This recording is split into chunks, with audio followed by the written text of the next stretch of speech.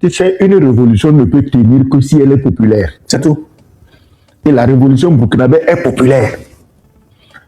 Et tous les gens qui sont dans la rue, ils savent que leur vie, leur avenir est en jeu si on laisse des gens qui dorment tranquillement à Abidjan et à Paris venir mettre le pays à feu et à sang parce que je ne sais combien de millions de Burkinabés, ils n'auront pas tous des villas au bord de la lagune Ébrié à Abidjan, ils n'auront pas tous des appartements dans le 16e arrondissement à Paris. Ils savent ça, que le Burkina, c'est leur terre, la terre que Dieu leur a donnée, la terre que leurs ancêtres leur ont laissée et qu'ils ont le devoir moral, le devoir de voir tout court, sacré même, sacré, de protéger cette terre. C'est pourquoi chaque fois qu'ils entendent des bruits malveillants, tout le monde se met sur le pied, qui prennent disons leurs armes. Bon, ils ne sont pas armés, ils auraient pu être armés, et ils sortent, ils disent, si vous voulez vous en prendre au capitaine Ibrahim Traoré, qui est notre icône, qui est notre idole, qui est notre planche de salut, alors là, vous marcherez sur nous avant de l'atteindre.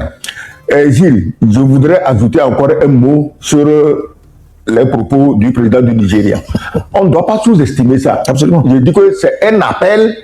Tu vas voir que les Gomars, qui vont dire, ah, on vous avait dit non, il y a l'insécurité là-bas, bon, nous, on va aller attaquer. Ils sont en train de faire le forcing pour mettre un de leurs esclaves, en l'occurrence Macky Sall, l'ONU. Il va dire non, il faut aller attaquer. On va dire, c'est un Africain. Voilà, il dit que les gens là, ils apportent l'insécurité. Donc, même un pays comme le Nigeria, actuellement, le responsable des peuples du Delta, j'oublie son nom, il est en prison parce qu'ils sont en rébellion permanente dans le Delta du Niger, dans ce qui autrefois se faisait appeler les pays Igbo.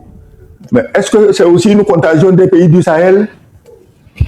Est-ce que c'est les pays du Sahel qui causent les troubles dans le Delta du Niger? Non! Mais chacun a ses problèmes, chacun n'a qu'à prendre avec courage ses problèmes et chercher à les résoudre. Ce que nous demandons au Nigeria, qui est une grande puissance, la plus grande puissance de la région, c'est justement de joindre ses forces aux autres pour combattre le terrorisme. Si le Nigeria est conscient que le terrorisme qui le menace vient du Sahel, qu'est-ce qu'il fait pour le combattre?